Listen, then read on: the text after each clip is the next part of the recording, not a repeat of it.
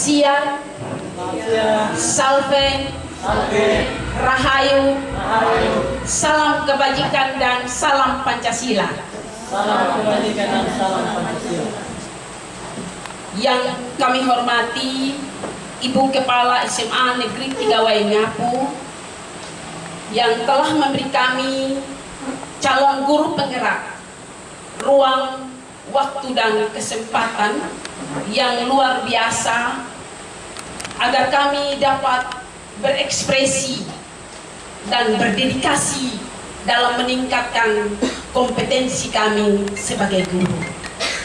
Yang sama kami hormati Bapak Ibu guru pegawai, petugas layanan khusus SMA Negeri 3 Waingapu yang selalu mendukung dan memotivasi kami dalam kegiatan pendidikan guru penggerak.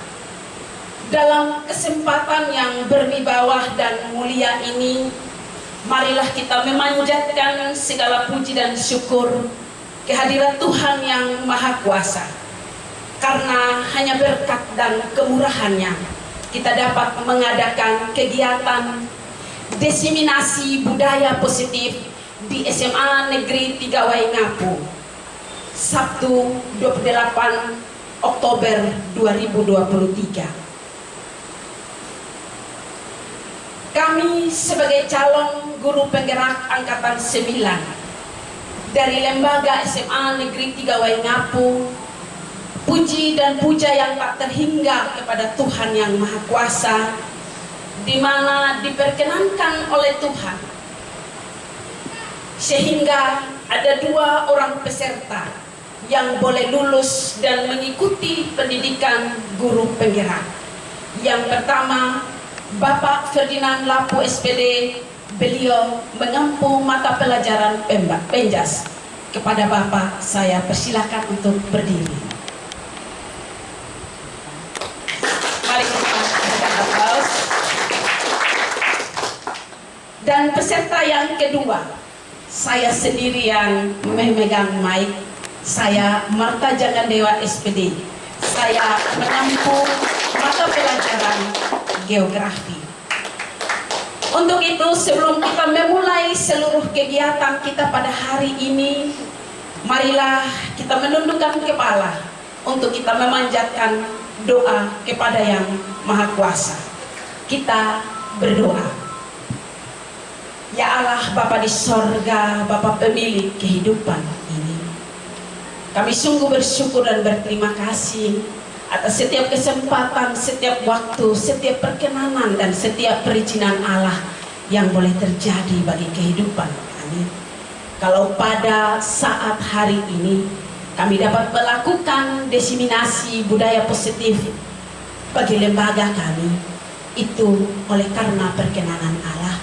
Kami memohon, meminta dan berharap kepadamu, pimpin, sertai dan pelihara kami. Ini doa dan harapan kami Bapa, hanya di dalam nama Tuhan Yesus, penyelenggara kehidupan itu, kami datang dan berdoa kepada Bapa di sorga. Amin. Bapak Ibu yang sungguh kami hormati, sebelum kita memulai kegiatan ini dengan penuh rendah hati, kami meminta Ibu Kepala Sekolah untuk menyampaikan sepatah 2 kata mengenai kegiatan guru penggerak teristimewa dalam diseminasi budaya positif di sekolah SMA Negeri 3 Waingapu. Kepada Ibu Kepala Sekolah, waktu dan tempat saya berikan.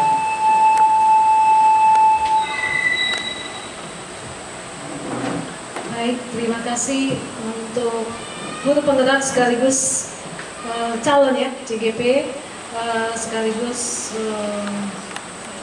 MC yang hebat dan piawai ya, piawai mumpuni ya, apalagi ya banyak sekali ya, powerful. Saya sebagai kepala sekolah di Satuan Pendidikan SMA Negeri 3 Waingapu sangat bangga. Ini kegiatan yang merupakan kegiatan nasional dan dari program kementerian di angkatan 9 Dan saya juga sedang berproses untuk di angkatan 10. Jadi saya nanti akan belajar juga dari teman-teman rekan sekerja yang sudah membawa terlebih dahulu dalam program ini. Nah, sebagai guru penggerak, aksi nyata tentang budaya positif di sekolah adalah seorang guru yang aktif, proaktif, bukan hanya aktif, proaktif mempromosikan atau mengcounter setiap kegiatan-kegiatan yang dampak dan budayanya adalah hal yang positif, yang mendorong praktek-praktek membangun budaya positif di lingkungan sekolah. Salah satunya tagline SMA Negeri 3 Wengapu adalah lingkungan, di samping budaya itu sendiri. Menciptakan lingkungan pembelajaran yang iklimnya sudah dibangun dengan budaya yang positif, dengan menggunakan metode pengajaran yang melibatkan siswa, berdiferensiasi. Ini memang agak sulit, mendorong kolaborasi, memberikan feedback atau umpan balik gitu ya, yang bisa membangun satu dengan yang lain. Kemudian selain mengimpartasikan budaya positif atau mindset positif, kita juga bisa mengatasi perilaku-perilaku negatif. Kita kan hidup ini ada plus minusnya. Guru-guru yang saya hormati dan yang saya banggakan, perlu juga kita melibatkan orang tua. Tadi kita sudah melibatkan orang tua pada momentum event-event nasional. Kita mau juga nanti ke depan melibatkan orang tua. Kira-kira anak kita ini mau diajar apa? Atau dijadikan narasumber orang tuanya. Cocoknya narasumber untuk kita produksi, umpamanya tulang, menggulung. Mungkin ada yang pihak-pihak home industry yang bisa memberikan hal-hal yang lebih, nilai positif yang lebih, budaya positif yang lebih. Mereka juga bisa belajar dari situ. Semakin kita berkolaborasi, berjejaring dengan kerjasama orang tua, semakin kita tahu kebutuhan dari peserta didik.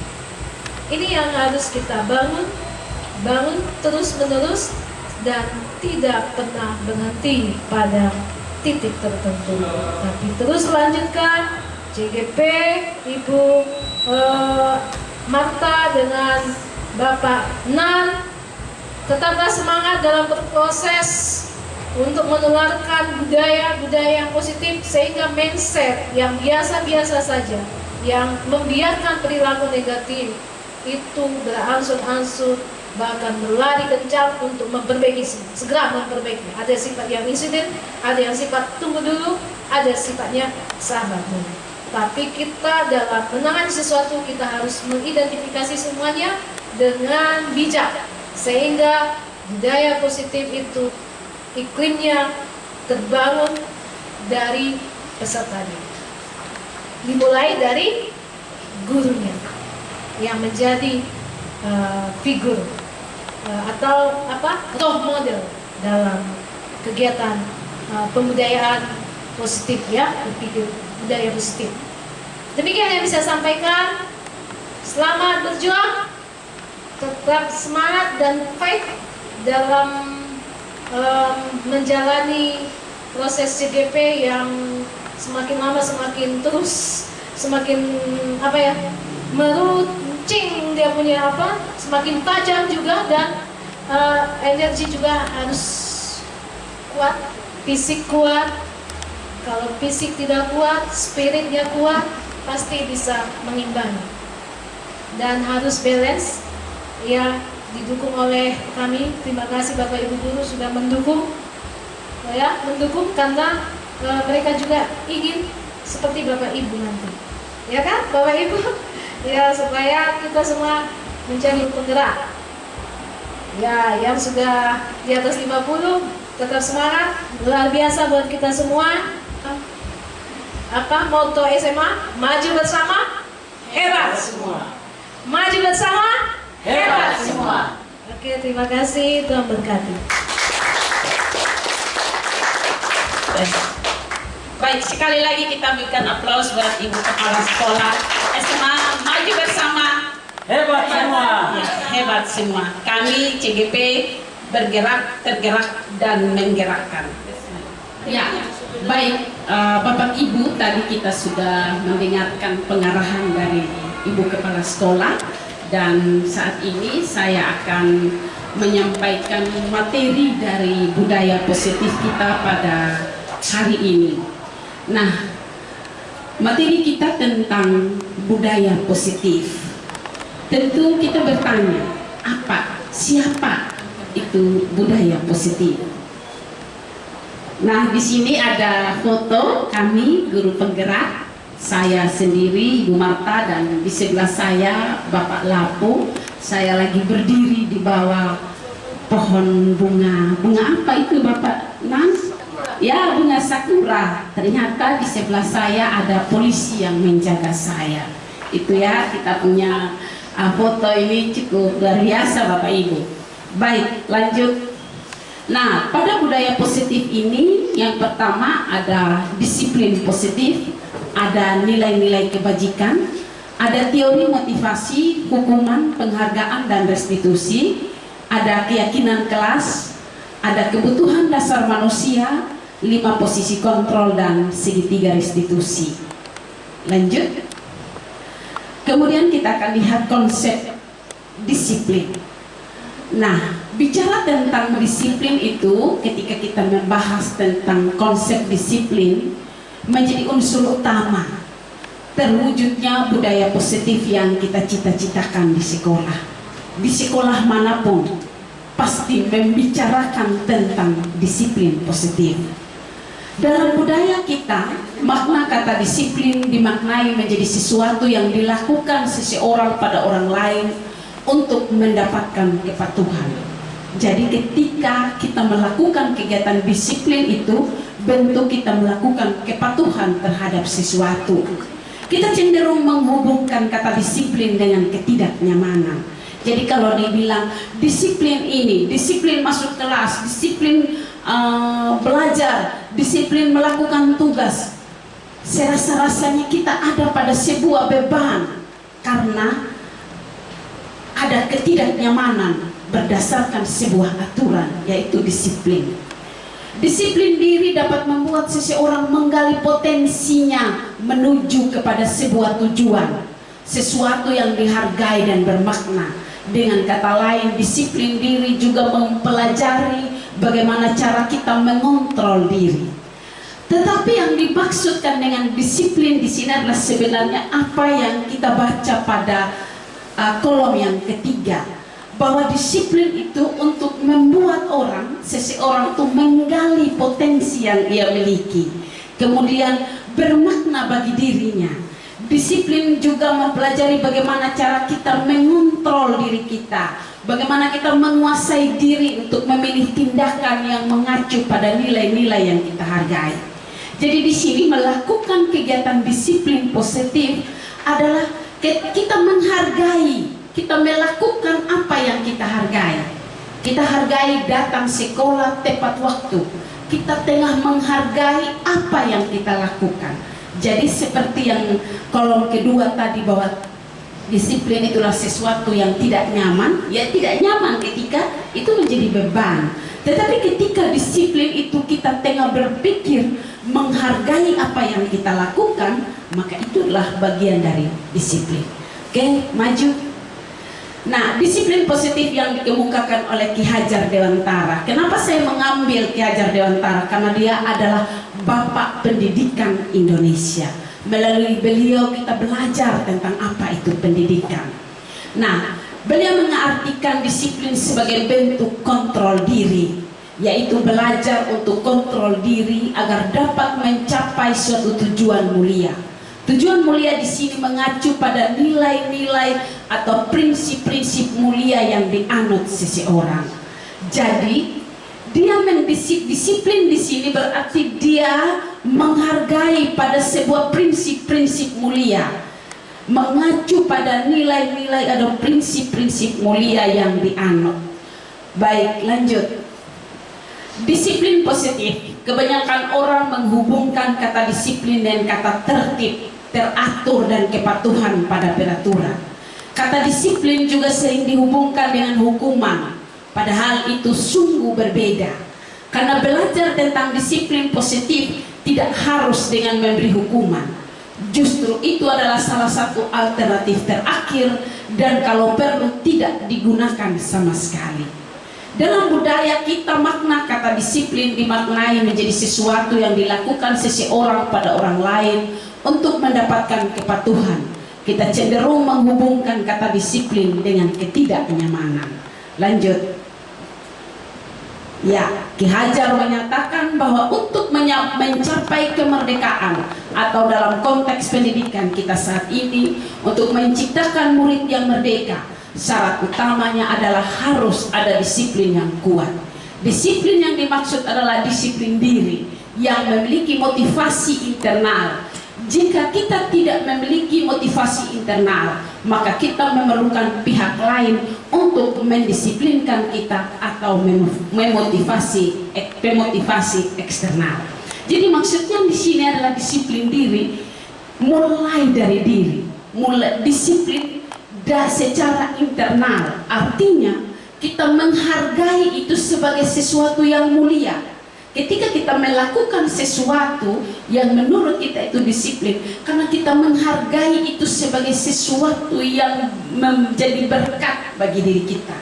Jadi kita tidak akan merasa bahwa disiplin itu adalah sesuatu yang tidak bermakna atau sesuatu yang mendukakan kita atau menjadi beban bagi kita. Karena ketika kita melakukan itu, kita merasa terberkati oleh peristiwa itu. Oke, itu mengenai disiplin positif. Kita masuk poin yang kedua, nilai-nilai kebajikan.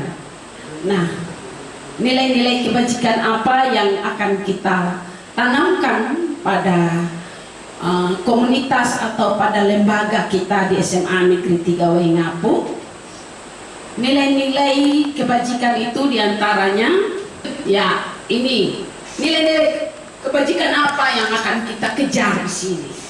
Dalam kurikulum Merdeka, kita sudah punya nilai-nilai kebajikan yang ada dalam profil pelajar Pancasila yang dapat kita baca pada slide yang ada. Yang pertama, beriman, bertakwa kepada Tuhan Yang Maha Esa dan berakhlak mulia, mandiri, bernalar kritis, berkebinekaan global, bergotong royong dan kreatif. Inilah yang menjadi sasaran dari nilai-nilai kebajikan yang ingin kita kejar, yang akan dikejar oleh anak-anak kita, yang kita terapkan dalam kurikulum Merdeka. Sudah ada platformnya ya Bapak Ibu, sudah ada dasarnya, nilai-nilai kebajikan apa yang harus kita kejar, atau nilai-nilai kebajikan apa yang akan kita terapkan, apa yang akan kita capai di dalam proses pendidikan seperti yang kami tampilkan. Lanjut. Ya, ada juga nilai kebajikan yang dikemukakan oleh Ibo Primorials Program. Ada 12 nilai kebajikan yang Bapak Ibu bisa baca.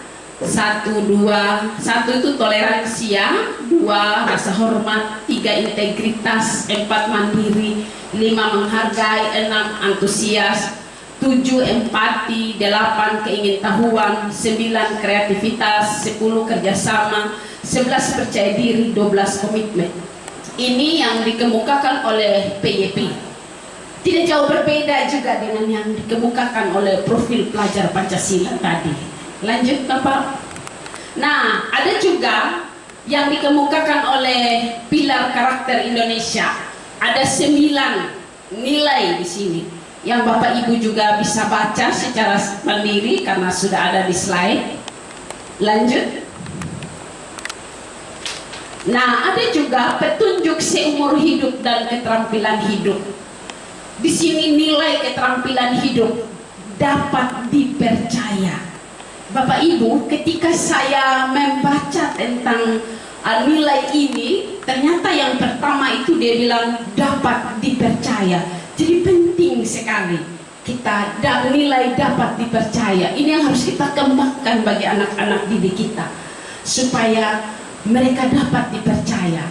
Sekalipun hal yang salah yang mereka lakukan, mereka tetap menyatakan yang benar, bahwa mereka melakukan yang salah, supaya sikap dapat dipercaya itu ada pada anak didik kita. Yang kedua, lurus hati. Ya, ini lurus hati ini kayak bagaimana ya di perasaan kita, lurus hati. Ya, kita memberi definisi tentang nilai lurus hati. Yang ketiga, pendengar yang aktif. Ternyata pendengar yang aktif ini juga bagian dari nilai Bapak Ibu. Ketika seseorang bicara, kemudian kita mendengarkan dia bicara, kita menjadi pendengar yang aktif. Saya membaca ini, ketika saya membaca ini, oh ternyata ini adalah bagian dari nilai. Ternyata ini bagian dari satu potensi seseorang juga menjadi pendengar yang aktif. Berbicara, kita menunggu ya selesai bicara baru kita bicara. Ternyata ini adalah nilai yang penting ya. Kemudian tidak merendahkan orang lain. Ya, ini hal yang menjadi kita perhatikan bagi anak-anak didik kita. Terkadang di kelas anak-anak didik kita ketika temannya bicara suka mengolok-olok. Ya. Ketika temannya salah bicara, temannya melakukan sesuatu yang di luar maunya dia, teman-temannya itu suka mengolok-olok. Ternyata ini adalah tidak merendahkan orang lain, bagian dari nilai, dan ini menjadi bahan perhatian kita. Berikut, memberikan yang terbaik dari diri kita. Ya, ini luar biasa, nilai ini memberikan yang terbaik dari diri kita. Jadi ketika kita dipercayakan atau kita menjadi apa saja di lembaga ini, kita mencoba memberikan yang terbaik dari potensi yang kita miliki. Jadi nilai ini, 5 nilai ini sungguh luar biasa dan sungguh menggugah saya secara pribadi. Lanjut. Ya, ada juga petunjuk seumur hidup dan keterampilan hidup, ada 18 nilai. Ini banyak memang, tetapi ketika ini juga dipakai, kalau kita foto, kita buat dengan bagus ya, kita tempel di lokasi sekolah kita, sepertinya ini bagus. Karena ketika melihat ini, kata-kata ini, nilai ini, mungkin memberi kita inspirasi bahwa itu peduli, bernalar, kerja keras, bagus sekali. Mungkin Bapak Ibu wali kelas bisa mengambil nilai-nilai penting di sini yang bisa nanti ditempel pada kelas-kelas Bapak Ibu masing-masing. Baik, lanjut. Ada juga dari The 7 Essential Features, ada 7 nilai, empati, suara hati, dan seterusnya yang bisa juga Bapak Ibu baca. Lanjut. Dari Virtual Project ada juga nilai-nilai kebajikan. Ternyata ini lebih banyak lagi. Ya, mungkin ini nanti sekolah bisa pakai sebagai bentuk untuk kita melakukan supaya ditempel ya, bagus nilai-nilai tersebut. Baik, kita akan lanjut pada materi yang ketiga Bapak Ibu. Kita akan sampai pada materi tentang teori motivasi, hukuman, dan penghargaan. Nah, di sini ada teori motivasi yang disampaikan oleh ada 3 teori motivasi yang disampaikan oleh Diana Gosen. Diana Gosen menyampaikan bahwa 3 motivasi perilaku manusia. Yang pertama itu untuk menghindari ketidaknyamanan atau hukuman. Ternyata motivasi orang melakukan sesuatu itu karena untuk menghindari ketidaknyamanan atau hukuman. Yang kedua, untuk mendapatkan imbalan atau penghargaan dari orang lain. Ya, itu motivasi yang kedua. Motivasi yang ketiga, untuk menjadi orang yang mereka inginkan dan menghargai diri sendiri dengan nilai-nilai yang mereka percaya. Ya, sekarang Bapak Ibu, kira-kira motivasi diri yang mana yang ada pada diri kita? Yang mana yang kita mau pilih? Yang pertama, kedua, atau ketiga? Yang ketiga itu untuk menjadi orang yang mereka inginkan. dan menghargai diri sendiri dengan nilai-nilai yang mereka percaya. Jadi kita melakukan sesuatu bukan supaya kita terhindar dari hukuman atau mendapatkan imbalan atau penghargaan, tetapi karena ada nilai-nilai yang kita percaya. Oh, saya melakukan ini kan ada sesuatu yang membawa kebahagiaan bagi diri saya. Lanjut. Ya, hukuman. Apa itu hukuman? Kita sering memberi hukuman bagi anak-anak didik kita. Apakah kita menjadi guru yang menjadi guru penghukum? Kita lihat ini, apa itu hukuman? Hukuman itu bersifat tidak terencana atau tiba-tiba. Anak atau murid tidak tahu apa yang terjadi dan tidak dilibatkan. Jadi sebuah peristiwa yang seperti tercermin pada nomor 1 itu adalah hukuman Bapak Ibu. Yang kedua, hukuman bersifat satu arah dari pihak guru yang memberikan, dan murid hanya menerima suatu hukuman tanpa melalui suatu kesepakatan atau penghargaan dari pihak guru, baik sebelum dan sesudahnya. Jadi anak datang bicara, kita cuma pok pak, itu hukuman namanya Bapak Ibu. Jadi tidak ada kesepakatan, tidak ada sesuatu yang kita bangun sebelumnya antara murid dan guru. Hukuman yang diberikan biasanya berupa fisik maupun fisik atau maupun psikis, ya, berupa kata-kata kita. Jadi hukuman itu cirinya seperti yang saya sampaikan. Lanjut.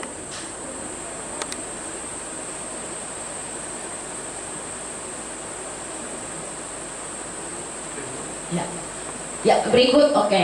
Yang berikut adalah restitusi. Nah, apa itu restitusi? Restitusi adalah menciptakan kondisi bagi murid untuk memperbaiki kesalahan mereka sehingga mereka bisa kembali pada kelompok mereka dengan karakter yang lebih kuat. Ternyata kita sebagai guru tidak diminta untuk melakukan hukuman, tetapi diminta untuk melakukan restitusi. Nah, apa ini restitusi? Ini yang seperti saya sampaikan pada slide di depan yang Bapak Ibu bisa baca. Menciptakan kondisi bagi murid untuk memperbaiki kesalahan mereka sehingga mereka bisa kembali pada kelompok mereka. Jadi ketika dia salah, tidak semestinya kita bilang kau paling salah, kau paling ini, paling ini. Jadi kita berupaya mengembalikan kesalahan itu, mengembalikan dia sadar pada kesalahannya. Kolaborasi yang mengajar murid untuk mencari solusi untuk masalah mereka dan membantu murid berpikir tentang orang seperti apa yang mereka inginkan dan bagaimana mereka harus memperlakukan orang lain. Jadi itu ciri dari restitusi, ya, mengajar murid untuk mencari masalah. Jadi ketika dia melakukan masalah, dia yang buat kesalahan, kitalah guru yang berupaya membantunya menemukan solusi dari kesalahan yang ia buat. Biarkan dia berpikir sendiri. Kita guru hanya sebagai teman, sebagai penuntun, bukan sebagai teman, ya, sebagai penuntun, menjadi kolaborasi antara murid dan guru. Bagaimana kita menuntun murid itu ketika ia melakukan kesalahan, murid sendiri yang menemukan solusinya, bagaimana ia bisa keluar dari masalah yang ia hadapi. Itu yang dimaksud dengan restitusi, ya Bapak Ibu. Lanjut. Ya, yang berikut adalah konsekuensi. Apa itu konsekuensi? Saya pikir Bapak Ibu bisa membacanya pada slide yang saya sudah pampang. Satu itu sudah terencana atau sudah disepakati. Jadi kita sering buat kesepakatan, ya, di kelas Bapak Ibu, ya. Siapa yang alpa 3 hari, dia harus bayar denda 5.000. Contohnya seperti itu. Itu yang namanya konsekuensi. Jadi kita sudah bangun kesepakatan antara diri kita, antara guru dan murid. Itu yang namanya konsekuensi. Yang kedua, umum bentuk-bentuk konsekuensi dibuat oleh pihak guru dan murid sudah mengetahui sebelum konsekuensinya akan diterima. Pada konsekuensi, murid tetap dibuat tidak nyaman untuk jangka waktu yang pendek. Lihat kata tidak nyaman. Jadi sekalipun kita sudah membangun konsekuensi, konsekuensi itu kesepakatan, ya Bapak Ibu, ya, kesepakatan antara guru dan murid. Kita bisa saja bilang, kan saya sudah buat kesepakatan, kok murid yang menyetujuinya. Jadi ketika dia buat kesalahan, dia harus menerima konsekuensinya. Benar sekali Bapak Ibu, tepat sekali alasan yang kita kemukakan. Tapi lihat kata berikutnya, membuat murid tidak nyaman. Memang betul dia dalam jangka waktu yang pendek, ketidaknyamanan itu dalam jangka waktu yang pendek, tetapi sudah membuat ia tidak merasa nyaman. Ya, yang berikut, sikap guru di sini senantiasa memonitor murid. Kita menjadi apa ya? Kalau monitor itu menjadi kamera ya Bapak Ibu. Kita hanya tukang jadi kamera bagi anak. Oh, kalau dia baik, oke, kita checklist dia baik. Kalau dia buruk, kita checklist dia buruk. Kalau dia salah, kita checklist dia salah. Kalau dia jadi ketika anak ini bisa saja ketika kita membangun konsekuensi dengan anak ini, bisa saja dia, oh saya lakukan ini di depannya ibu supaya ibu lihat saya baik. Jadi motivasi intrinsiknya dari dalam diri itu tidak ada, karena dia lakukan sesuatu berdasarkan konsekuensi. Ketika yang baik konsekuensinya baik, yang jahat konsekuensinya jahat, seperti itu. Tapi kalau dia mulai dari motivasi diri, yang motivasi dari dalam dirinya berdasarkan keyakinannya, dia akan melakukan sesuatu karena dia menganggap itu adalah sesuatu yang membuat dia bahagia, ada sesuatu yang mulia dari dalam dirinya. Itu baik Bapak Ibu. Jadi kita tinggal melihat apakah kita mau melakukan hukuman, konsekuensi, atau restitusi. Itu menjadi pilihan bagi kita. Bapak Ibu sudah melihat materinya, kalau hukum seperti apa, kalau konsekuensi seperti apa, kalau direstitusi itu seperti apa. Baik Bapak Ibu, kita maju pada materi berikutnya. Keyakinan dalam Bapak, penghargaan. Oh ya, ternyata masih ada ya penghargaan. Kohn mengemukakan bahwa penghargaan itu adalah pengamatan. Selama ini menurut Kohn, dia mengemukakan beberapa pernyataan dari hasil pengamatan selama ini tentang tindakan memberi penghargaan yang nilainya sama dengan menghukum seseorang. Ternyata setelah saya membaca ini Bapak Ibu, menjadi sebuah pengetahuan baru bagi saya. Ternyata yang namanya penghargaan itu belum tentu positif ya. Penghargaan itu belum tentu positif. Ini menurut Kohn, bahwa bahwa penghargaan itu dia sama nilainya dengan menghukum seseorang. Ya, ternyata penghargaan itu tidak selamanya berdampak positif. Tapi penghargaan ini tergantung bagi si penerima penghargaan itu. Apakah dia menerima penghargaan itu karena ada sesuatu yang dia buat, kemudian diberi penghargaan, dan dia menganggap penghargaan itu sebagai bentuk motivasi diri untuk lebih baik lagi, atau apa, tergantung dari penerima penghargaan. Kalau itu menurut saya. Tetapi coba kita lihat apa pendapat Kohn menurut penghargaan. Penghargaan itu tidak efektif menurut Kohn. Oke. Yang kedua, penghargaan itu merusak hubungan. Ya, merusak hubungan. Yang berikut, penghargaan mengurangi ketepatan. Kalau poin yang ketiga ini bisa saja bahwa kalau saya tidak dihargai, saya biasa-biasa saja. Kalau saya dihargai, saya akan buat yang lebih luar biasa. Ini bisa saja ya, tergantung yang menerima penghargaan itu. Kemudian yang berikut, penghargaan menurunkan kualitas. Contoh, anak-anak kita di kelas, banyak mereka. Hanya satu saja yang kita sering memberi penghargaan, sementara yang lain tidak. Pasti teman-temannya yang tidak menerima penghargaan, biar dia sudah lebih berprestasi, dia sudah lebih berpotensi, dia sudah lebih pintar. Pasti akan ada seperti itu. Ini menurut Kohn ya Bapak Ibu. Lanjut, penghargaan itu menghukum. Misalnya si penerima penghargaan menjadi hukum bagi dia, saya sudah dapat penghargaan ini, jadi saya harus buat lebih baik lagi karena ini saya terbeban dengan ini penghargaan. Ya, ini menjadi penghukuman karena dia menerima penghargaan itu bukan sesuatu yang yang membuat dia bahagia begitu ya Bapak Ibu. Oke, lanjut. Motivasi dari dalam diri intrinsik. Ya, ini yang diharapkan. Bahwa seseorang, contohnya saya misalnya, saya bisa MC. Kemudian dari diri saya Saya bilang, wah, saya diberi potensi oleh Tuhan untuk menjadi MC contohnya. Ketika kepala sekolah atau teman-teman membutuhkan tenaga saya menjadi MC, Ibu Marta bisa tidak bantu saya untuk jadi MC? Kemudian saya menganggap itu sebagai sebuah penghargaan. Oh baik, acaranya apa, kapan, diberi informasi lebih cepat ya, supaya saya bisa membaca referensinya, dan ketika saya membawa acara dengan baik. Bisa seperti itu. Itu motivasi diri ya Bapak Ibu. Baik, yang berikut tentang keyakinan kelas. Pada keyakinan kelas ini saya tidak banyak bicara Bapak Ibu. Kita menyaksikan video yang saya buat di depan ya. Silakan Bapak Ibu menyaksikan. Salam dan bahagia Ibu dan Bapak Guru.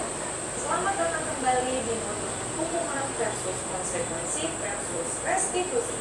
Apakah sampai saat ini Ibu dan Bapak Guru sudah siap untuk mempraktikkan proses restitusi di kelas?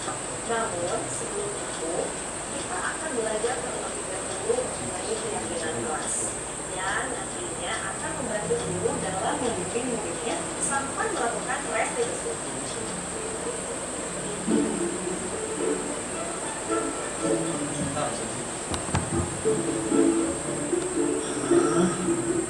Uang siapa ini? Bu Guru, saya ada uang.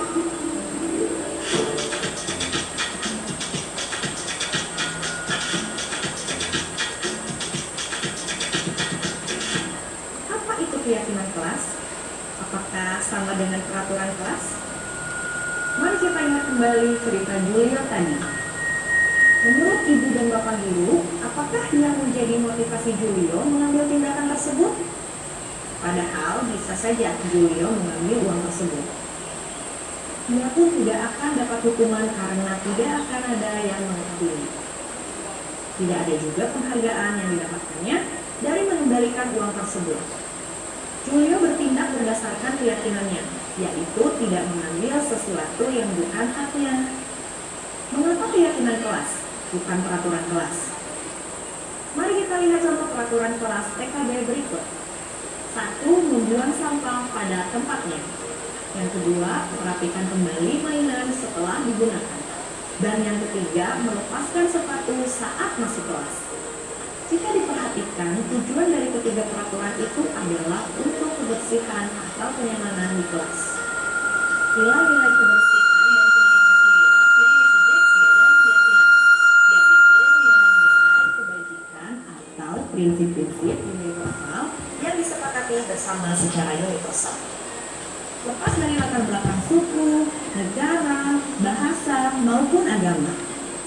Menurut David Gordon pada bukunya Restitution Respecting School Discipline, suatu keyakinan akan lebih memotivasi seseorang dari dalam atau motivasi intrinsik. Seseorang akan lebih tergerak dan bersemangat menjalankan keyakinannya daripada mengikuti serangkaian peraturan. Begitu pula dengan murid-murid kita. Peraturan biasanya rinci dan konkret. Suatu kelas bisa memiliki lebih dari satu peraturan yang berkaitan dengan kebersihan dan kenyamanan.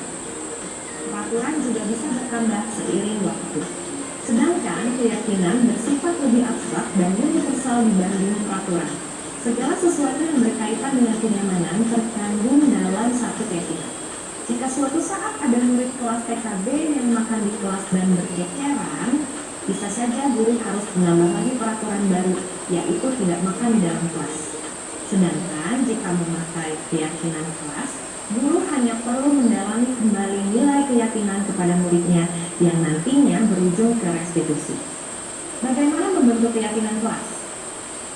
Keyakinan kelas akan menjadi keyakinan bersama seluruh anggota kelas. Lalu, bagaimana cara membentuk keyakinan kelas ini? Ada beberapa hal perlu diperhatikan terkait keyakinan kelas. Yang pertama, pembuatan keyakinan kelas melibatkan semua warga kelas. Yang kedua, keyakinan kelas hendaknya tidak terlalu banyak, sehingga mudah diingat dan dipahami oleh semua warga kelas. Yang ketiga, menggunakan kalimat positif. Yang keempat, keyakinan kelas sebaiknya sesuatu yang dapat diterapkan di lingkungan tersebut. Dan yang kelima, perlu adanya tinjauan kembali keyakinan kelas dari waktu ke waktu agar tetap relevan. Berikut langkah praktis yang Ibu dan Bapak Guru bisa terapkan saat pembentukan keyakinan kelas. Yang pertama, membuka ruang diskusi. Memberikan kesempatan untuk semua murid menyampaikan masukannya mengenai keyakinan kelas yang perlu disepakati. Jika murid belum terbiasa dengan istilah keyakinan, maka bisa diajak guru untuk mengusulkan peraturan. Yang kedua, mencatat. Mencatat semua pendapat murid di papan tulis atau kertas besar, sehingga semua bisa melihat hasil. Jika menemukan kalimat negatif, ubahlah dulu menjadi kalimat positif. Contohnya, jika ada yang mengusulkan peraturan tidak memotong pembicaraan teman, maka diubah terlebih dahulu menjadi kalimat positif, menghargai yang berbicara. Yang ketiga, merumuskan keyakinan. Ajak murid untuk menentukan nilai kebajikan atau keyakinan yang menjadi inti dari peraturan tersebut. Apa nilai atau inti dari peraturan nomor 1, 6, dan 7? Bimbing murid sampai terumuskan menjadi satu keyakinan. Ketiga peraturan ini dapat disarikan menjadi satu keyakinan, yaitu hormat atau menghormati semua orang dan barang milik orang lain. Peraturan nomor 2 dan 3 dapat disarikan menjadi satu keyakinan, yaitu bekerja dengan baik dan betul. Peraturan nomor 4, 5, dan 8 dapat disarikan menjadi satu keyakinan, yaitu semua orang ingin merasa diterima dan dimiliki. Yang keempat, tinjau ulang. Guru perlu meninjau kembali butir-butir keyakinan dari semua peraturan yang sudah disarikan. Ingat bahwa sebaiknya keyakinan kelas tidak terlalu banyak agar mudah diingat. Direkomendasikan berkisar 3-7 keyakinan yang dapat disesuaikan dengan jenjang kelasnya. Dan yang kelima, membuat pernyataan keyakinan. Pastikan semua warga kelas memahami makna dari keyakinan tersebut. Guru dapat mengajak murid untuk merumuskan pernyataan keyakinan yang dapat dipahami bersama.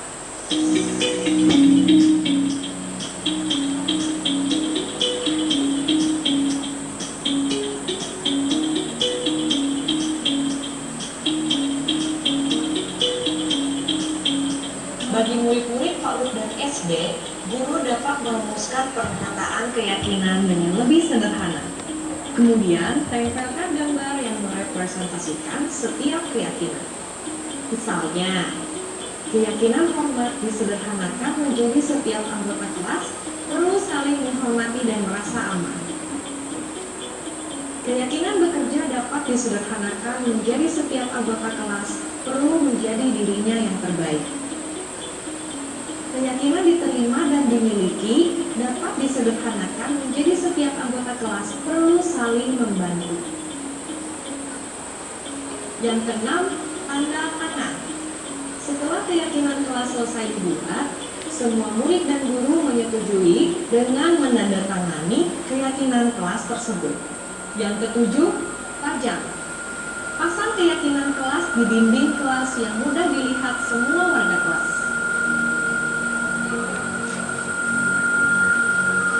Bagaimana agar murid dapat mendalami makna keyakinan kelas? Tentu kita berharap semua murid dapat memahami makna dari pernyataan yang dituliskan dalam keyakinan kelas. Oleh karena itu, manfaatkan pekan pertama di tahun ajaran baru untuk kegiatan pendalaman yang bertujuan menurunkan keyakinan kelas menjadi sesuatu yang lebih konkret. Pekan pendalaman keyakinan dapat diisi dengan kegiatan berikut. Kegiatan tampak seperti atau tidak tampak seperti. Pada kegiatan ini, kita mengajak murid untuk berdiskusi mengenai perilaku dari setiap keyakinan tersebut. Akan tampak seperti apa dan tidak tampak seperti apa. Hasil diskusinya dituangkan pada tabel T seperti berikut. Orang yang memiliki keyakinan hormat akan tampak seperti berbicara dengan sopan, mengembalikan barang yang dipinjam, dan seterusnya. Sedangkan tidak tampak seperti orang yang berkeyakinan hormat jika berkata kasar, meletakkan sembarangan barang yang dipinjam, dan seterusnya. Kegiatan tampak seperti Pada kegiatan ini, murid mendiskusikan perilaku yang tampak seperti dari setiap keyakinan dengan model skema Y. Terdapat 3 indikator yang akan didiskusikan, yaitu terlihat, terdengar, dan berperilaku. Orang yang memiliki keyakinan diterima dan dimiliki akan terlihat senang berbagi dan tersenyum, terdengar menawarkan bantuan dan mengajak bermain bersama, berperilaku ramah, dan peduli dengan temannya.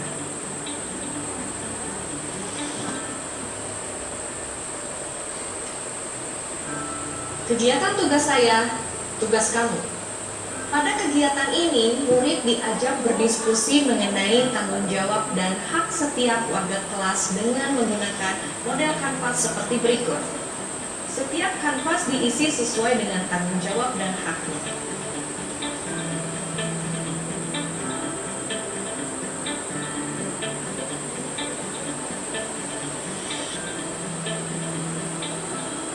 Ketiga rekomendasi kegiatan ini dapat dilakukan secara berkelompok maupun individu. Ibu dan bapak guru dapat menyesuaikan dengan kondisi kelas masing-masing. Hasil diskusi kemudian dipresentasikan kepada seluruh kelas dan dipasang di dinding kelas untuk menguatkan pemahaman. Untuk PAUD dan SD kelas kecil, guru dapat menyiapkan ulang dalam bentuk gambar. Untuk pembelajaran jarak jauh, kegiatan dapat tetap dilakukan dengan menggunakan alat bantu papan tulis bersama seperti Jamboard atau Padlet untuk menuliskan usulan, keyakinan, serta tabel atau kanvas. Sedangkan ruang diskusi dapat menggunakan ruang virtual, breakout room, bahkan grup WhatsApp. Ibu dan bapak guru memiliki keyakinan kelas akan membantu proses pembentukan sikap disiplin positif pada murid. Pembuatan keyakinan perlu melibatkan seluruh anggota kelas dan maknanya dipahami dengan baik. Jadi, kalau ada tindakan yang bertentangan dengan nilai-nilai keyakinan kelas, guru bisa mengajak murid melakukan refleksi dengan mengacu pada keyakinan tersebut. Proses ini akan membimbing murid untuk memiliki motivasi level 3, yaitu untuk menjadi orang yang menjunjung tinggi nilai-nilai kebajikan. Dengan begitu, motivasi yang terbentuk adalah motivasi internal berjangka waktu panjang, bukan motivasi eksternal yang berjangka waktu pendek. Wah, tidak terasa banyak sekali ya yang sudah kita pelajari di materi. Selamat belajar dan mencoba ibu dan bapak guru hebat. Salam dan bahagia.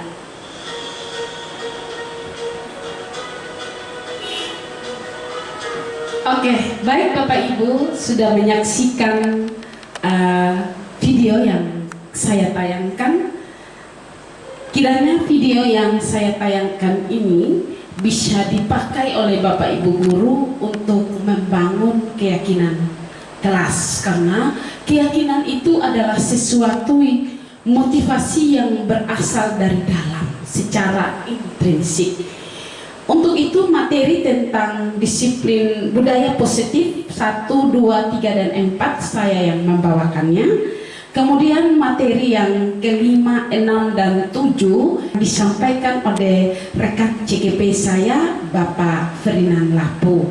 Waktu selanjutnya saya berikan kepada Bapak Ferdinand Lapu untuk menyampaikan materi berikut. Terima kasih. Mari kita berikan aplaus buat saya, Bapak Ibu. Terima kasih. Baik, Bapak Ibu guru, terima kasih atas waktunya masih bersabar menunggu kami sebagai calon guru penggerak. Nah, di sini kami harus berbagi bagaimana kami harus berkolaborasi dengan teman-teman kerja. Jadi baik Bapak Ibu guru, nah di sini sebentar saya akan berbagi dan memaparkan materi yang kami sudah dapat pada saat kami dalam proses pendidikan calon guru penggerak. Nah, materi yang saya bawa sebentar ada 3. Yang pertama itu tentang kebutuhan dasar manusia, dan yang kedua 5 posisi kontrol bagi, dan yang ketiga tentang segitiga restitusi. Jadi baik Bapak Ibu guru, kita mulai dengan yang pertama. Tapi sebelum itu Bapak Ibu guru, bahwa kita ketahui bersama di mana Bapak Pendidikan kita Ki Hajar Dewantara yaitu selalu memaparkan trilogi pendidikan, yaitu di mana yang pertama kita sebagai pendidik yaitu Ingarso Suntolodo, di mana guru yang memberikan teladan, memberikan contoh, yaitu guru harus berada di depan. Dan yang kedua Ing Madia Mangun Karsa, di mana kita sebagai guru kita harus berada di tengah-tengah murid, yaitu kita harus menuntun motivasi mereka sehingga apa yang mereka miliki, potensi, bakat bisa disalurkan dengan baik. Dan yang ketiga Tuturi Handayani, di mana kita sebagai guru berada di belakang, kita mendorong mereka sehingga apa yang ada di dalam diri mereka bisa salurkan. Jadi baik Bapak Ibu Guru. Jadi di sini saya ada mengambil kutipan sedikit juga dari Ki Hajar Dewantara sebelum kita masuk di kebutuhan dasar manusia, yaitu salah satu contoh perbandingan dengan hidup tumbuh-tumbuhan seorang petani dalam hakikatnya sama kewajiban dengan seorang pendidik yang menanam padinya, misalnya memperbaiki kondisi tanah, memelihara tanaman padinya, memberi pupuk dan air, membasmi ulat-ulat atau jamur-jamur yang mengganggu hidup tanaman padi, dan lain sebagainya. Ada juga menurut Dr. William Glasser, seorang psikiater dari Amerika Serikat, yaitu seluruh tindakan manusia memiliki tujuan tertentu, yaitu kebutuhan dasarnya. Jadi baik, kita mulai yang pertama, 5 kebutuhan dasar manusia. Next, 5 kebutuhan dasar manusia. Di sini yang pertama adalah bertahan hidup. Jadi baik Bapak Ibu Guru, yang pertama adalah bertahan hidup. Yang kedua, kasih sayang dan rasa terima. Kasih sayang dan rasa diterima. Nanti sebentar saya akan menjelaskannya satu persatu. Dan yang ketiga adalah kebebasan. Yang keempat kesenangan, dan yang kelima penguasaan. Kita mulai dengan yang pertama. Ya, yang pertama adalah kebutuhan dasar fisiologi. Kebutuhan dasar fisiologi. Nah, kebutuhan dasar fisiologi ini ya selalu ada di dalam dasar kita. Yaitu seperti apa? Yang pertama mungkin misalnya kesehatan, rumah, makanan, minuman, pakaian. Nah, ini dasar. Bahkan sekarang di zaman sekarang kemungkinan HP juga mungkin menjadi salah satu kebutuhan dasar. Karena mungkin dari pagi bangun tidur yang dicari duluan HP. Mau jalan kemana? HP. Bahkan sampai di tempat kerja, di kelas juga pun kadang HP. Mungkin ya ke depan ini juga menjadi salah satu kebutuhan dasar fisiologi. Selain itu juga kebutuhan biologis sebagai bagian dari proses reproduksi, termasuk kebutuhan untuk tetap bertahan hidup. Jadi Bapak Ibu Guru, kebutuhan biologis juga sebagai bagian dari kebutuhan dasar. Baik Bapak Ibu, yang kedua di sini kita lihat kebutuhan kasih sayang dan diterima. Nah, sebagai peserta didik pasti mereka sangat membutuhkan kasih sayang, serta mereka diterima di kelas maupun di lingkungan sekolah serta di lingkungan masyarakat ketika mereka keluar. Nah, di sini kebutuhan akan perasaan diterima oleh kelompok atau komunitasnya. Ya, kebutuhan ini meliputi keinginan untuk tetap terhubung dengan orang lain yang seperti saya sampaikan tadi, yaitu bersama teman-temannya di kelas, bersama guru, bersama sahabat, keluarga. Nah, ini semua adalah kebutuhan kasih sayang, yaitu bagaimana di dalam kelas, di dalam proses kegiatan belajar mengajar maupun pada saat jam-jam istirahat, yaitu peserta didik juga sangat membutuhkan kasih sayang dari guru, dari teman, dari sahabat. sehingga mereka di sekolah merasa nyaman, merasa tenang karena adanya rasa kasih sayang dari teman-teman serta Bapak Ibu guru. Jadi baik Bapak Ibu guru, itulah tentang kebutuhan kasih sayang yang harus diterima oleh peserta didik di sekolah. Dan yang ketiga, kebutuhan kebebasan atau kebutuhan membuat pilihan. Nah, di sini murid harus diberi kesempatan membuat pilihan dan bertanggung jawab atas pilihannya. Jadi Bapak Ibu guru, kebutuhan kebebasan juga peserta didik sangat membutuhkan. Yang dimaksud dengan sebenarnya kebutuhan kebebasan ini adalah bagaimana mereka harus mandiri. Itu kuncinya, mandiri.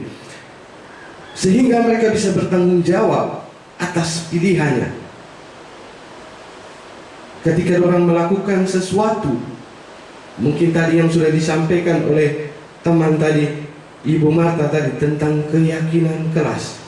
Nah, di sini juga itu mereka bebas memilih yang ada di dalam pikiran mereka, apa yang mereka mau buat tentang keyakinan ke apa. Nah, di sini makanya mereka ini adalah memberi mereka kebebasan, bukan berarti membiarkan mereka melakukan apa saja yang mereka mau. Nah, di sini kita sebagai pendidik, peran penting kita yaitu ada juga tentang filosofi Ki Hajar Dewantara, yaitu bagaimana tugas pendidik adalah menuntun dan membimbing mereka sesuai dengan kodrat alam maupun kodrat zaman, sehingga potensi bakat yang mereka miliki mereka bisa mengeluarkan sehingga mereka menjadi anak-anak yang baik ke depan. Saya lanjut lagi. Ya, yang keempat, kebutuhan kesenangan. Ini selain peserta didik, kita juga Bapak Ibu guru harus butuh kesenangan. Mungkin ya setiap akhir pekan, mungkin bersama rekan kerja kita semua, mungkin bersama keluarga, mungkin juga bersama peserta didik, mungkin ke pantai untuk melepas lelah. Karena itu kita juga sangat membutuhkan, yaitu kebutuhan kesenangan. Bayangkan Bapak Ibu, tanpa rasa senang betapa menyedihkan. Tanpa rasa senang betapa menyedihkan. Jadi Bapak Ibu, jadi salah satu kebutuhan dasar hidup adalah itu tadi, yang keempat ini, kebutuhan kesenangan. Tadi yang saya sudah sampaikan tadi, yaitu kita semua butuh kesenangan. Bahkan kita sesama rekan kerja di sini juga, bagaimana mungkin pada saat jam istirahat kita saling bercanda, tawa, berbagi ilmu. Bahkan mungkin di rumah jarang senyum. Ketika masuk di tempat kerja, instansi kita di sini, pasti banyak yang tersenyum. Nah, itu memang sangat membutuhkan. Kita sangat membutuhkan. Ketika kalau kita sudah senang, kita sudah bahagia, kita masuk kelas untuk mengajar anak-anak di kelas, saya rasa kita akan memberinya ilmu dengan nyaman, dengan tenang, sehingga mereka juga menerima dengan baik. Tetapi kalau kita tidak senang, mungkin datang dengan marah-marah, pasti siswa di kelas juga tidak nyaman. Seperti itu ya Bapak Ibu guru? Ya, baik. Mungkin lanjut lagi. Dan yang kelima, kebutuhan akan penguasaan. Kita tahu setiap murid memiliki kebutuhan untuk merasa kompeten, yaitu menjadi terampil, diakui pencapaian dan keterampilan. Jadi Bapak Ibu guru, jadi setiap murid itu memiliki kebutuhan untuk penguasaan juga. Ya, ketika di kelas pasti ada yang mau paling hebat. Ketika ada pertanyaan, ada guru mengajukan pertanyaan, wah dia cepat sekali angkat tangan saya. Nah, itu salah satunya seperti itu, yaitu penguasaan, entah itu dari materi, penguasaan kelas, serta teman-temannya yang ada. Nah, mereka juga kita harus memberi kesempatan untuk membuat hal-hal penting dalam hidupnya dan tidak merasa dikontrol oleh sistem sekolah. Ini kadang juga sistem sekolah ini memberikan kontrol kepada peserta, tapi itu juga perlu sebenarnya.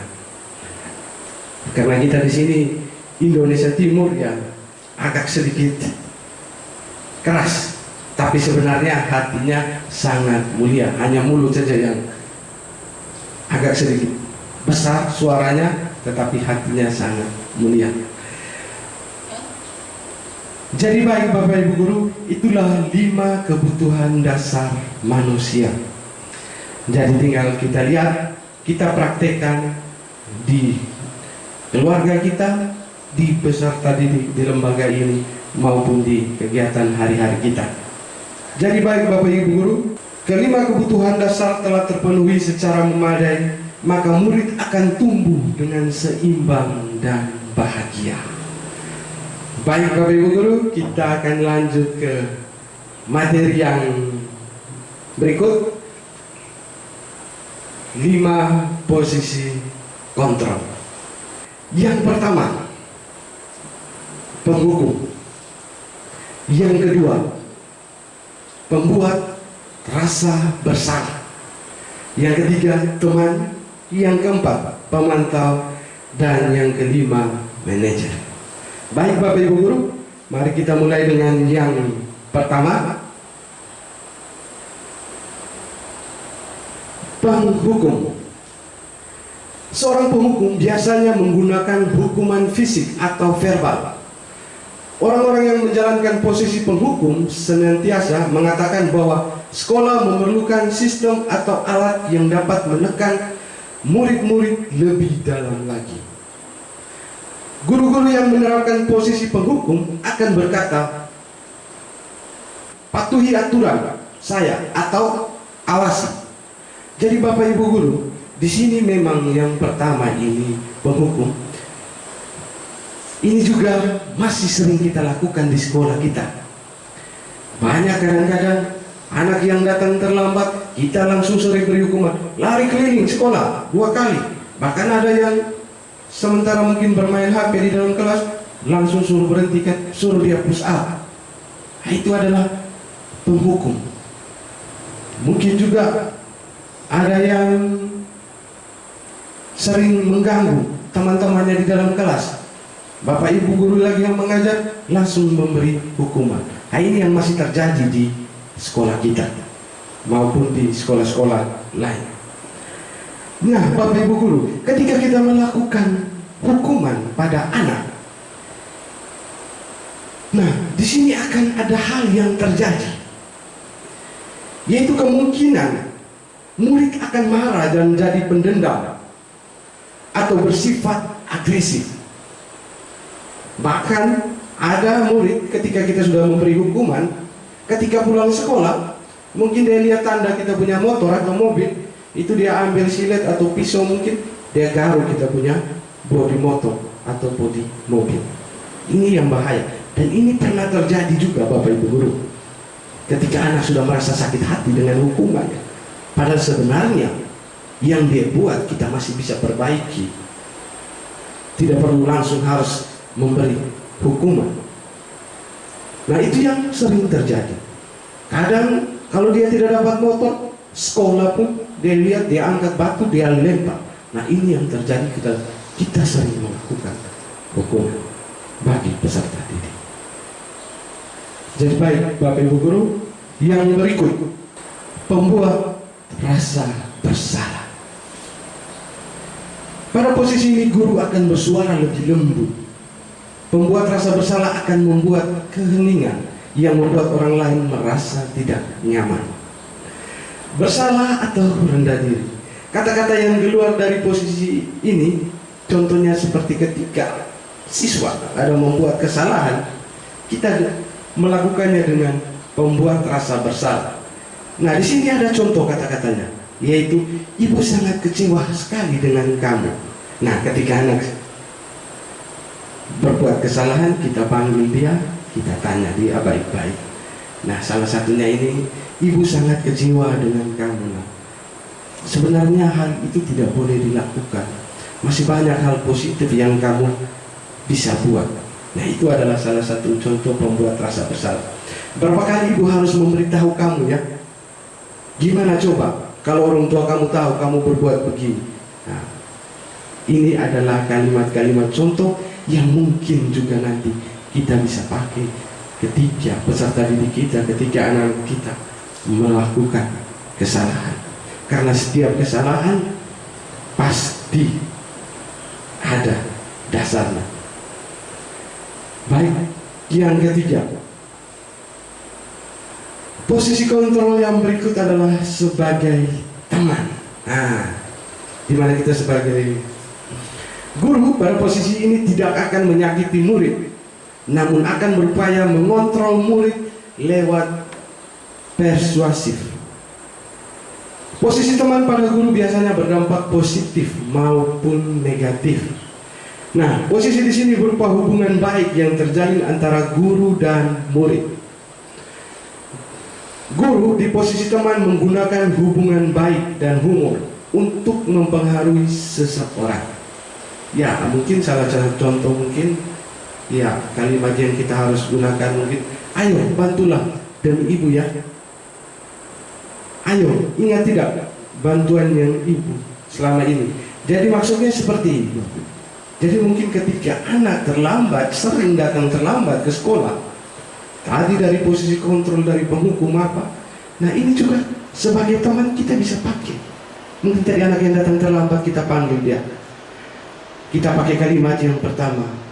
Ini contoh Rizky, ya, Rizky sering datang terlambat. Nah saya menggunakan posisi kontrol sebagai teman. Nah di sini saya bertanya kepada Rizky, bantulah Pak Rizky, jangan lagi kamu datang terlambat. Kesian, setiap hari saya selalu menegur kamu. Teman-teman guru lain selalu melihat itu. Jadi kalau bisa bantu Pak supaya besok kamu jangan datang terlambat lagi. Nah itu adalah salah satu kalimat yang kita gunakan. Nah Bapak Ibu guru, ketika kita sudah melakukan posisi kontrol sebagai teman, di sini kita juga akan melihat hasil ketika kita melakukan hal yang baik kepada peserta didik, yaitu murid akan merasa senang dan akrab dengan guru. Murid merasa senang dan akrab pada guru. Nah ini termasuk dampak yang positif. Hanya saja di sisi negatif, murid menjadi tergantung dengan gurunya. Ah ini juga. Dari posisi positifnya itu bagaimana mereka merasa senang, sedangkan negatifnya itu mereka tergantung dengan guru. Contoh, nah mungkin di kelas ada yang ganggu dia, sedikit dia langsung lari pergi di guru. Pak tolong saya ini, teman saya tadi cubit saya, atau Pak ini tadi diambil pena saya, curi buku saya, dan lain-lain. Nah itu juga yang menjadi negatif. Dia selalu tergantung pada guru. Mungkin kalau dia masalah di rumah dia cari guru lagi di sekolah. Jadi baik. Yang berikut, bila ada masalah dia merasa bisa mengandalkan gurunya tadi. Sudah. Akibat dari posisi ini hanya akan berbuat sesuatu yang menyuruh adalah guru tersebut dan belum tentu berlaku sama dengan guru lain atau orang lain. Seperti itu. Jadi ini adalah posisi kontrol sebagai teman. Lanjut. Nah yang berikut adalah posisi kontrol sebagai pemantau. Ini adalah posisi kontrol yang keempat. Memantau berarti mengawasi. Pada saat kita mengawasi, kita bertanggung jawab atas perilaku orang-orang yang kita awasi. Posisi pemantau berdasarkan pada peraturan-peraturan dan konsekuensi. Dengan menggunakan sanksi atau konsekuensi, kita dapat memisahkan hubungan pribadi kita dengan murid. Ya, kalimatnya seperti mungkin peraturan apa yang telah kamu lakukan. Nah, sanksi atau konsekuensinya apa? Nah, ini adalah posisi kontrol sebagai pemantau. Nah, ketika kita menggunakan posisi kontrol sebagai pemantau, Bapak Ibu guru, nah hasilnya seperti apa nanti? Mungkin bisa. Nah, siswa dapat mengerjakan sesuatu jika hanya dipantau oleh guru. Jika tidak dipantau, ada rasa tanggung jawab. Tidak ada rasa tanggung jawab. Nah ini nih yang sering terjadi juga Bapak Ibu guru, di mana siswa dapat mengerjakan sesuatu jika dipantau, jika dijaga. Kalau tidak, sudah. Kita balik belakang, mereka juga balik belakang. Contoh, pada saat kita mungkin lagi membersihkan lingkungan sekolah, di sini kita mungkin ketika guru ada, baru guru dia mulai pilih, pungut ini sampah, buang. Tunggu guru perintah dulu, angkat itu, baru dia tidak punya inisiatif. Nah ini yang mereka sering terjadi, yang mereka pakai.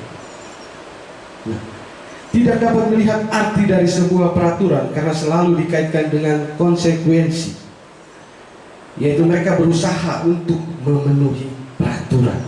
Mereka hanya memenuhi peraturan, datang tepat waktu, menggunakan sepatu warna hitam. Tapi kalau orang tahu tidak ada kegiatan KBM, mereka tidak mau datang sekolah. Jadi itu adalah sesuatu yaitu jika hanya dipantau oleh guru, bahkan juga di rumah juga orang tuanya juga mungkin ya. Kalau ada di orang tuanya baru dia mulai kerja, mulai cabut rumputnya, cuci piring, sapu. Kalau tidak ada, kaki seorang dua di atas kursi main HP. Sampai kapan orang tua datang baru dia mulai bergerak. Baik Bapak Ibu, kita lanjut dengan posisi kontrol yang kelima. Baik Bapak Ibu, di sini posisi kontrol yang kelima adalah manajer. Nah, posisi di mana guru berbuat sesuatu bersama dengan murid, mempersilahkan murid mempertanggungjawabkan perilakunya, yaitu mendukung murid untuk menemukan solusi dari permasalahan tersebut, yaitu apa yang kita yakini, apakah kamu meyakininya. Nah, ketika murid sudah atau murid melakukan kesalahan, nah salah satu posisi kontrol yang paling tinggi, yang paling baik juga menurut saya adalah posisi kontrol manajer. Ya, ini di sini kita akan membangkitkan semangat mereka, kita menuntun mereka, karena tugas kita adalah menuntun mereka sehingga apa yang mereka buat, hal-hal yang negatif, kita bisa alihkan ke hal-hal yang positif. Kita menyemangatkan mereka, memotivasi dia. Nah, jika kita meyakini, pasti mereka akan bisa memperbaiki hal-hal yang tidak baik yang mereka lakukan tadi. Nah, ketika kita sudah memperbaiki ini, pasti mereka akan menunjukkan hal-hal yang baik ke depan. Dari posisi manajer ini, ketika kita sudah melakukannya, nah hasilnya seperti apa? Murid akan bertanggung jawab atas perbuatannya. Jadi murid akan bertanggung jawab. Jadi setelah kita menyelidiki dengan posisi kontrol manager, kita mulai menanyakan tadi, setelah itu apa? Murid akan bertanggung jawab atas perbuatan. Murid sadar akan kesalahannya. Murid belajar untuk berkomitmen, tidak mengulangi lagi kesalahan yang dia sudah buat. Jadi Bapak Ibu Guru, ini adalah 5 posisi kontrol yang kita harus gunakan. Jadi dari kelima ini ya tinggal Bapak Ibu Guru melihat kembali mana yang Bapak Ibu sudah lakukan dan mana yang belum Bapak Ibu lakukan. Saya yakin di sini semua pasti sudah melakukannya.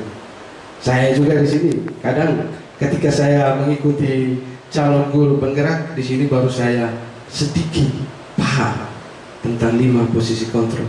Karena dari 5 posisi kontrol ini kadang juga yang saya sering lakukan adalah tentang penghukum, di mana saya juga sebagai guru olahraga, tapi hukum-hukum kadang yang saya berikan juga di sini hukum-hukum positif, yaitu ketika mereka tidak membawa pakaian olahraga, ketika mungkin 2-3 kali doang tidak ada hadir, di situ saya akan memberi mereka hukuman yang positif seperti apa, yaitu push up, sit up, lari. Nah, di olahraga itu adalah salah satu bagian dari kebugaran jasmani. Baik Bapak Ibu Guru, ini adalah 5 posisi kontrol yang kami terapkan, yang kami bagikan di Bapak Ibu Guru. Mungkin ke depan kita bisa lihat ketika ada masalah kita bisa menggunakan 5 posisi kontrol ini.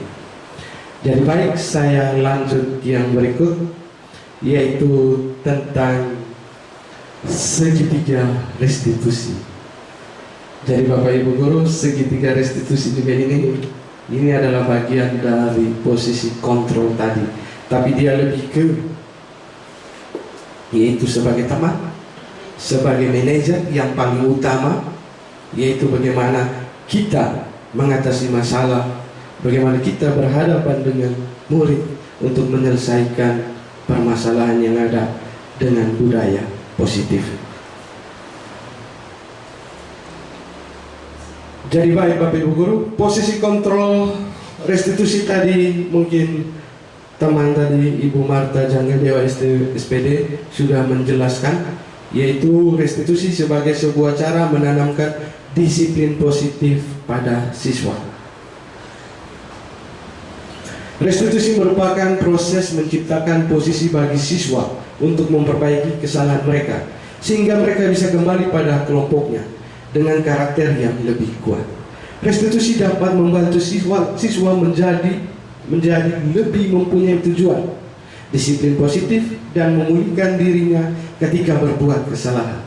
Restitusi menguntungkan korban dan si pembuat salah. Jadi Bapak Ibu Guru, kata yang di bawah tadi, restitusi menguntungkan korban dan si pembuat salah. Jadi ketika peserta didik dia membuat kesalahan, dia yang diberi keuntungan. Jadi seperti itu. Melalui restitusi kita dapat membantu siswa menjadi lebih memiliki tujuan, disiplin positif, serta memperbaiki dirinya setelah melakukan pelanggaran.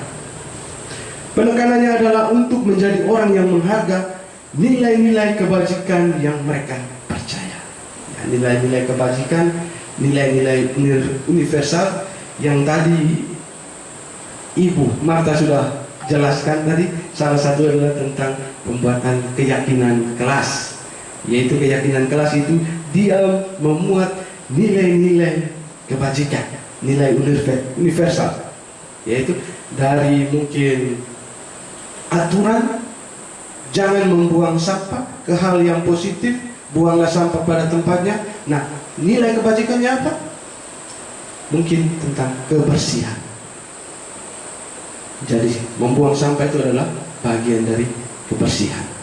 Jadi itu adalah salah satu contoh. Masih banyak mungkin nilai-nilai yang tadi Ibu Marta sudah jelaskan. Baik Bapak Ibu Guru, kita masuk di segitiga restitusi.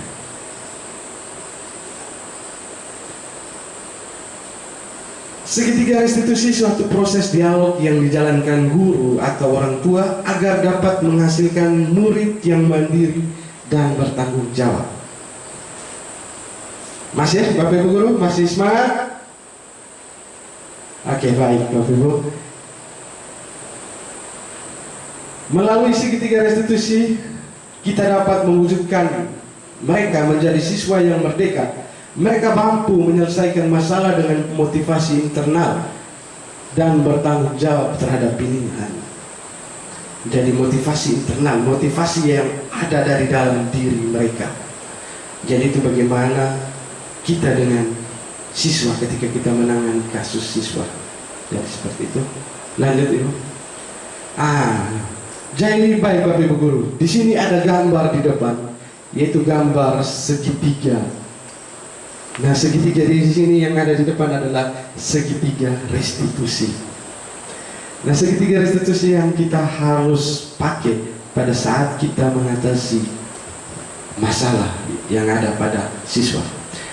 Di sini dari segitiga ada 3. Yang pertama, menstabilkan identitas. Yang kedua, validasi tindakan yang salah. Dan yang ketiga, menanyakan keyakinan. Kita mulai dengan yang pertama adalah menstabilkan identitas. Mungkin itu.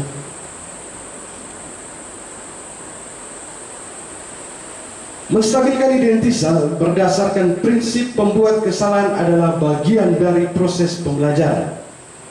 Menggeser identitas gagal karena berbuat salah ke identitas sukses agar menjadi positif terhadap dirinya.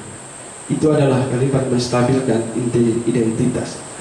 Jadi Bapak Ibu guru, di sini juga ada contoh kalimat yang kita harus pakai pada saat kita menstabilkan identitas peserta didik yang melakukan kesalahan atau yang membuat masalah. Jadi di sini kita memperkuat identitas mereka. Nah, mungkin di sini saya kasih salah satu contoh, mungkin siswa yang sering datang terlambat ke sekolah. Ini tiap hari dia datang terlambat 2-3 kali. Nah, di sini kita bisa memanggil dia dalam ruangan kita berdua, guru dan siswa. Nah, di sini kita membuatkan kestabilan diri mereka, yaitu mungkin dengan pertanyaan dasar, yaitu mungkin anak berbuat salah itu tidak apa-apa. Anak tidak ada manusia yang sempurna. Anak kita bisa menyelesaikan masalah ini. Bapak tidak tertarik untuk mencari siapa yang salah, tapi Bapak ingin mencari solusi dari permasalahan ini. Jadi ketika setiap anak membuat kesalahan, pasti mereka punya dasarnya. Kenapa dorong datang terlambat? Pasti mereka punya alasannya. Jadi di situ kita bisa menanyakan mereka, mungkin dengan kalimat yang di atas tadi. Tidak ada manusia yang sempurna. Mungkin Bapak juga dulu pernah buat kesalahan. Tinggal bagaimana kita memperbaiki kesalahan itu. Ya, seperti itu. Lanjut lagi, yaitu validasi tindakan yang salah. Nah, konsep langkah kedua adalah kita harus memahami kebutuhan dasar yang mendasari tindakan anak yang berbuat kesalahan. Menurut teori kontrol, semua tindakan manusia, baik atau buruk, pasti memiliki maksud dan tujuan. Tadi sudah saya sampaikan. Jadi ketika anak yang terlambat tadi, pasti dia punya alasan. Pasti dia.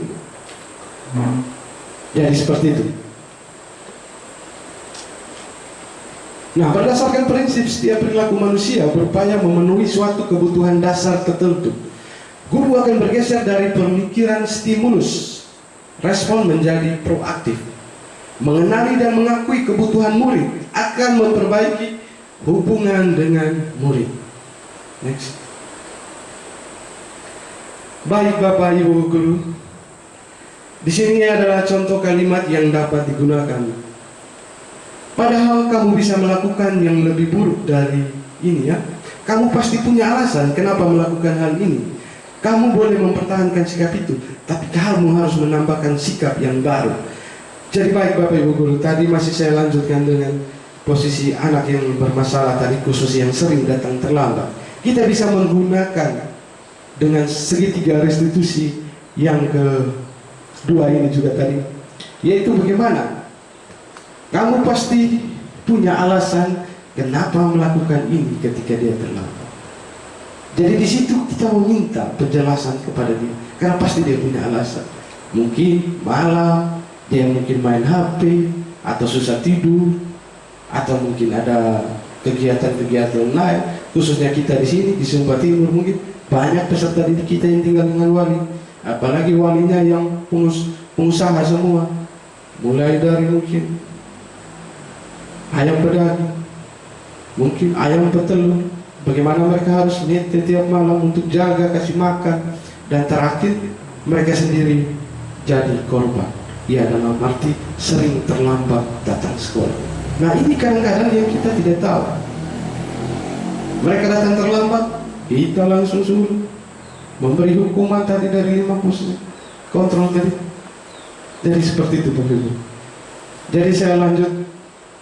Dan yang ketiga Bapak Ibu guru, menanyakan keyakinan. Jadi Bapak Ibu, setelah melalui langkah 1-2 di atas, maka anak telah siap untuk dihubungkan dengan nilai-nilai yang dipercaya, yang berpindah menjadi orang yang lebih diinginkan. Next. Jadi Bapak Ibu guru, di sini kita bisa menanyakan keyakinan murid, menanyakan keyakinan mereka, yaitu murid akan diberi pertanyaan-pertanyaan yang bermakna untuk memunculkan motivasi secara intrinsik sehingga mampu mengaitkan keyakinan dengan tindakan yang salah. Kita harus bagaimana kita memunculkan memotivasi secara intrinsik dari dalam sehingga mampu mengaitkan keyakinan dengan tindakan yang salah. Baik Bapak Ibu guru, di sini juga ada contoh pertanyaan yang dapat digunakan, yaitu apa yang kita percaya sebagai kelas atau keluarga, apa nilai-nilai umum yang kita telah sepakati, kamu mau jadi orang yang seperti apa. Nah mungkin di sini tadi ketika anak yang terlambat tadi, Bapak Ibu guru, di sini kita bisa menanyakan keyakinan mereka. Salah satu contoh, mungkin mereka di dalam kelas dengan wali kelasnya atau dengan Bapak Ibu guru atau saya sendiri juga sudah menyepakati keyakinan kelas, yang dimana keyakinan kelas kita buat di awal semester. Apakah ada termuat nilai-nilai keyakinan kelas? Mungkin dia datang terlambat tadi. Nah, mungkin datang terlambat itu salah satunya mungkin apa? Nilai kebajikan universal mungkin tidak bertanggung jawab, atau mungkin disiplin dalam arti disiplin waktu, dia datang tidak tepat waktu. Nah di situ kita menguatkan dia, menanyakan keyakinan dia, sehingga ketika dia melakukan berbuat kesalahan, dia sudah tahu memang, karena dia sudah membuat keyakinan, kesepakatan kelas bersama teman-teman yang ada di kelas dengan Bapak Ibu guru. Jadi baik Bapak Ibu guru yang saya hormati, di sini sudah sampai pada puncaknya, dan mungkin saya akan menampilkan video tentang segitiga restitusi untuk melengkapi apa yang saya sampaikan tadi. Jadi Bapak Ibu guru, di sini saya akan membuka video ini, mungkin kita sama-sama bisa melihat. Ibu dan Bapak guru, berikut ini akan ditunjukkan bagaimana seorang guru berada dalam posisi manajer menggunakan penerapan segitiga restitusi.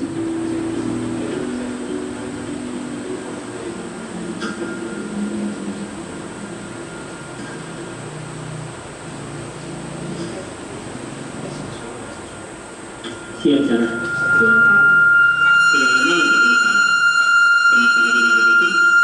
Kesel Pak, kesel banget. Masa aku dikatain tukang fitnah Pak? Ya aku marah lah. Aku balik ngatain Eka di depan kelas. Kesel banget. Oh begitu. Ya pasti kamu marah dan kesal. Bapak juga akan marah apabila ada yang menyuruh Bapak seperti itu. Kemudian pada saat itu kamu mau melakukan apa? Ya saya langsung ngatain Eka lah Pak. Kesel banget. Saya bentak-bentak dia depan teman-teman lain. Oh begitu. Pasti kamu melakukan seperti itu karena suatu alasan tertentu, bukan? Iyalah, masa saya diam saja Pak? Ya saya bela diri lah. Masa saya dituduh tukang fitnah? Ya wajar lah. Mempertahankan harga diri itu sesuatu yang penting buat kamu.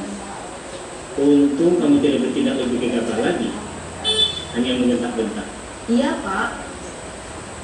Untung saya masih bersabar dan hanya membentak saja. Udah gemes padahal. Saya pasti bela diri lah. Ya pasti ya. Tapi kamu memilih untuk tetap bertahan dan bersabar. Kamu memilih untuk tidak berbuat lebih parah lagi, bukan? Iya. Nah, sekarang coba kita lihat lagi tindakan kamu yang bentak-bentak Eka di kelas. Tindakan kamu itu kira-kira sesuai dengan keyakinan kelas atau prinsip kamu tidak? Enggak lah Pak. Capek Pak jadi pemarah. Jadi keyakinan atau prinsip mana yang kurang sesuai dengan keinginan kamu? Ya, saya sebenarnya sangat menghargai orang lain. Mungkin saat itu saya menjadi emosi, jadi tidak menunjukkan sikap itu. Kamu meyakini tidak menghargai orang lain itu penting buat kamu? Yakinlah Pak. Iya, setuju. Kita harus saling menghargai. Namun ada juga keyakinan yang kita sepakati yang perlu kita jalankan apabila kita sedang marah, bukan? Ya, saya bisa lebih proaktif, mulai dengan diri sendiri.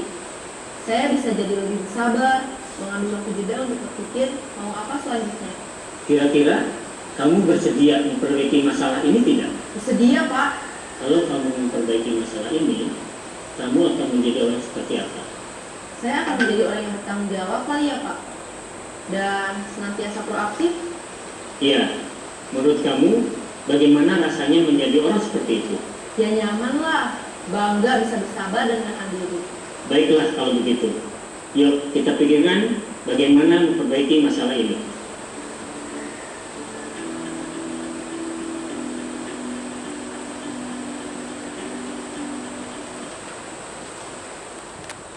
Jadi baik Bapak Ibu Guru yang saya hormati, jadi itu adalah salah satu contoh video segitiga restitusi. Jadi mungkin di sini saya hanya menampilkan satu kasus saja tadi. Jadi mungkin itu untuk memperlengkap tadi apa yang sudah saya jelaskan tadi. Sekali lagi dari tempat ini saya mengucapkan terima kasih kepada Bapak Ibu Guru yang sudah bersabar dari tadi mengikuti kami. Dalam arti kami sebagai calon guru penggerak angkatan ke-9 dari SMA Negeri 3 Waingapu. Yang pertama tadi saya sendiri Ferdinandus Lapu SPD dan Ibu Marta Jangga Dewa. Kami sudah berbagi tentang budaya positif. Sekali lagi dari tempat ini kami ucapkan terima kasih. Salam sehat dan bahagia. Saya kembalikan ke Ibu Marta. Demikian pemaparan materi kami pada hari ini mengenai budaya positif. Dan sekiranya apa yang kami sampaikan berdampak bagi Bapak Ibu Guru, berdampak bagi anak-anak kita teristimewa, berdampak bagi lembaga tercinta kita SMA Negeri 3 Waingapu. Bergerak, tergerak, menggerakkan.